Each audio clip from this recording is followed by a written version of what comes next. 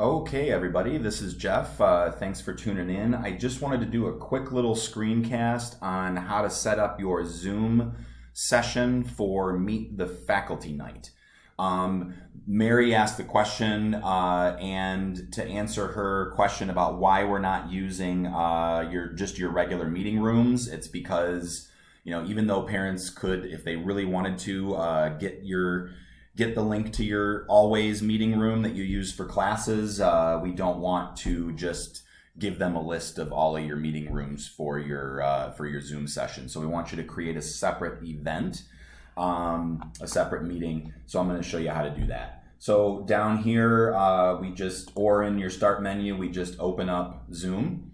I've got some meetings already on here. If we click on Home, we get this little menu, and then we're just going to click Schedule, and this is where we schedule a meeting. So you could call this Mrs. Murray's Meet the Faculty Night session.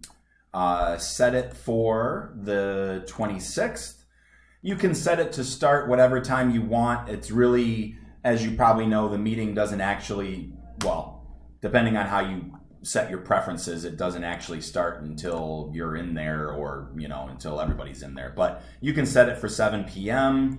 Set it for 2 hours because this will just be for the length of the event. And we have the password set. The video is set for off and off, so people can turn their video on if they want. I never mess with this. The telephone and computer audio, that allows people to call in. It doesn't really, you don't need to mess with it. I like to leave this on Outlook so that I can, when we hit schedule here, it'll automatically create an Outlook item. Then I have it on my calendar. I can invite other people if I want to, but that's just for other uses. It's up to you whether you enable the waiting room or not. Mine defaults to no waiting room. I would get rid of this enable join before host so you don't have parents coming in to the room before you are there. I like to leave this on mute everybody on entry. They can unmute if they want to. And I think that is probably all you have to mess with. These settings speak for themselves if you wanted to use them. You hit schedule and it is going to create that Outlook item.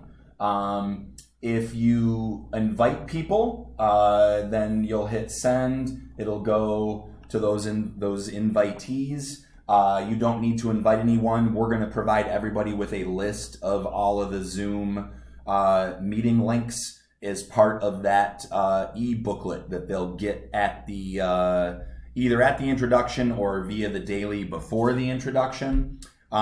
Speaking of the introduction, it's going to be pre-recorded via a Zoom webinar, and it will probably last no more than 10 or 15 minutes, which means that we'll start our mock schedule around 7:20, and the periods will be 6 minutes long, same as we have done in the past. I'll put that in the response with this screencast link to Mary's question. I think that is it. Holler if there's anything I missed.